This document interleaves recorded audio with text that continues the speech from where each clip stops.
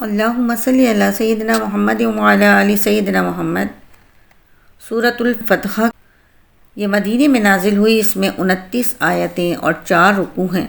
بسم اللہ الرحمن الرحیم، اللہ کے نام سے شروع جو نہایت مہربان رحمت والا ہے۔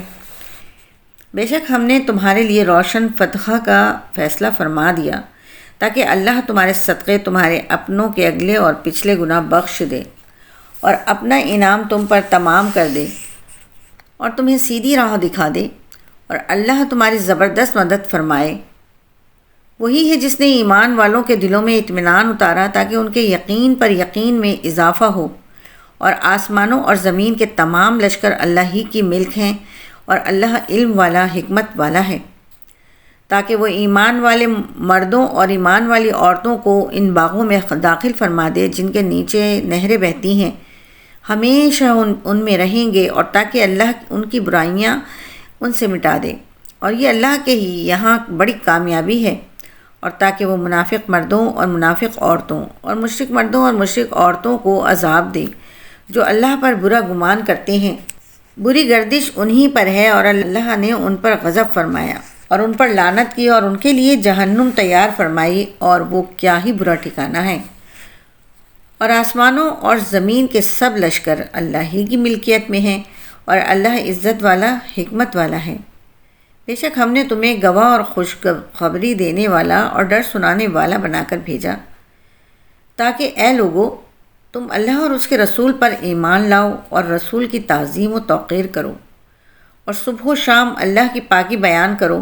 بے شک جو لوگ تمہاری بیعت کرتے ہیں وہ تو اللہ ہی سے بیعت کرتے ہیں، ان کے ہاتھوں پر اللہ کا ہاتھ ہے، تو جس نے عہد توڑا تو وہ اپنی جان کے خلاف ہی عہد توڑتا ہے، اور جس نے اللہ سے کیے ہوئے اپنے عہد کو پورا کیا تو بہت جلد اللہ اسے عظیم ثواب دے گا۔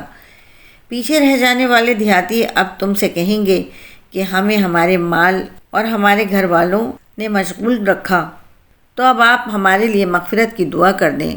وہ اپنی زبانوں سے وہ بات کہتے ہیں جو ان کے دلوں میں نہیں ہے۔ تم فرماؤ اگر اللہ تمہیں نقصان پہنچانا چاہے یا وہ تمہاری بھلائی کا ارادہ فرمائے تو اللہ کے مقابلے میں کون تمہارے لیے کسی چیز کا اختیار رکھتا ہے؟ بلکہ اللہ تمہارے کاموں سے خبردار ہے۔ بلکہ تم تو یہ سمجھے ہوئے تھے کہ رسول اور مسلمان ہرگز کبھی اپنے گھروں والوں کی طرف واپس نہ آئیں گے، اور یہ بات تمہارے دلوں میں بڑی خوبصورت بنا دی گئی تھی، اور تم نے یہ بہت برا گمان کیا تھا، اور تم ہلاک ہونے والے لوگ تھے۔ اور جو اللہ اور اس کے رسول پر ایمان نہ لائے تو بے شک ہم نے کافروں کے لیے بھڑکتی آگ تیار کر رکھی ہے۔ اور آسمانوں اور زمین کی سلطنت اللہ ہی کے لیے ہے، جس کی چاہے مغفرت فرمائے اور جسے چاہے عذاب دے، اور اللہ بخشنے والا مہربان ہے۔ جب تم غنیمتیں حاصل کرنے کے لیے ان کی طرف چلو گے تو پیچھے رہ جانے والے کہیں گے ہمیں بھی اپنے پیچھے آنے دو۔ وہ چاہتے ہیں کہ اللہ کا کلام بدل دیں۔ تم فرماؤ ہرگز ہمارے پیچھے نہ آؤ، اللہ نے پہلے سے اسی طرح فرما دیا ہے۔ تو اب کہیں گے بلکہ تم ہم سے حسد کرتے ہو، بلکہ وہ منافق بہت تھوڑی بات سمجھتے ہیں۔ پیچھے رہ جانے والے دیہاتیوں سے فرماؤ ان قریب تمہیں ایک سخت لڑائی والی قوم کی طرف سے بلایا جائے گا، تم ان سے لڑو گے یا وہ مسلمان ہو جائیں گے، پھر اگر تم فرما برداری کرو گے تو اللہ تمہیں اچھا ثواب دے گا، اور اگر پھرو گے جیسے تم اس سے پہلے پھر گئے تھے تو وہ تمہیں دردناک عذاب دے گا۔ اندھے پر کوئی تنگی نہیں، اور نہ لنگڑے پر کوئی مضائقہ، اور نہ بیمار پر کوئی حرج ہے، اور جو اللہ اور اس کے رسول کا حکم مانے تو اللہ اسے باغوں میں داخل فرمائے گا جن کے نیچے نہریں بہتی ہیں، اور جو پھرے اللہ اسے دردناک عذاب دے گا۔ بے شک اللہ ایمان والوں سے راضی ہوا جب وہ درخت کے نیچے تمہاری بیعت کر رہے تھے، تو اللہ کو وہ معلوم تھا جو ان کے دلوں میں تھا، تو اس نے ان پر اطمینان اتارا اور انہیں جلد آنے والی فتح کا انعام دیا اور بہت سی غنیمتیں جنہیں وہ لیں گے، اور اللہ عزت والا حکمت والا ہے۔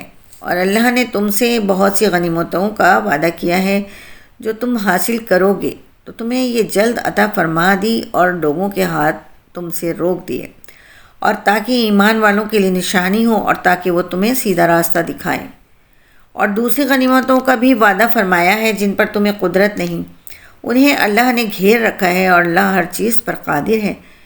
اور اگر کافر تم سے لڑیں گے تو ضرور تمہارے مقابلے سے پیٹھ پھیر دیں گے، پھر وہ کوئی حمایتی اور مددگار نہ پائیں گے۔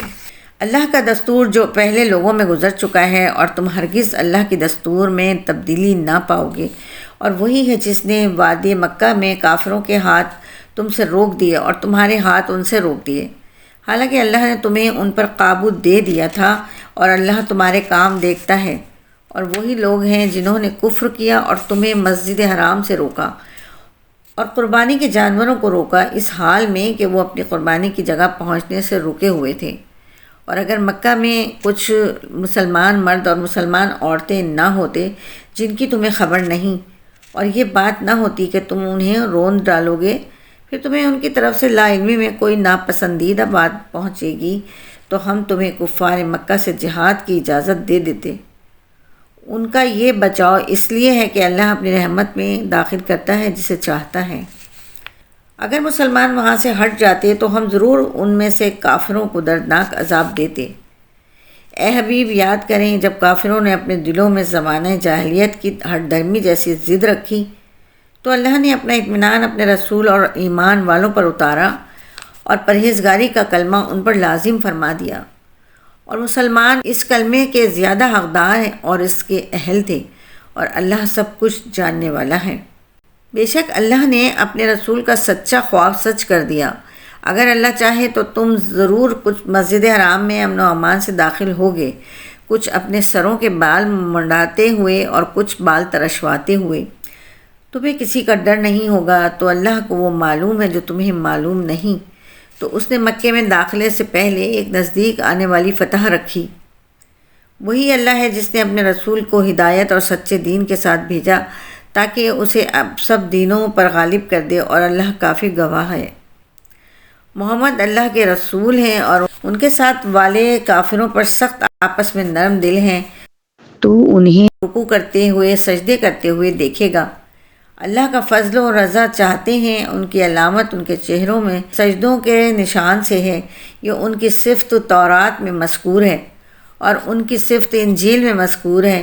ان کی صفت ایسے ہے جیسے ایک کھیتی ہو جس نے اپنی باریک سی کوپل نکالی، پھر اسے طاقت دی، پھر وہ موٹی ہو گئی، پھر اپنے تنے پر سیدھی کھڑی ہو گئی۔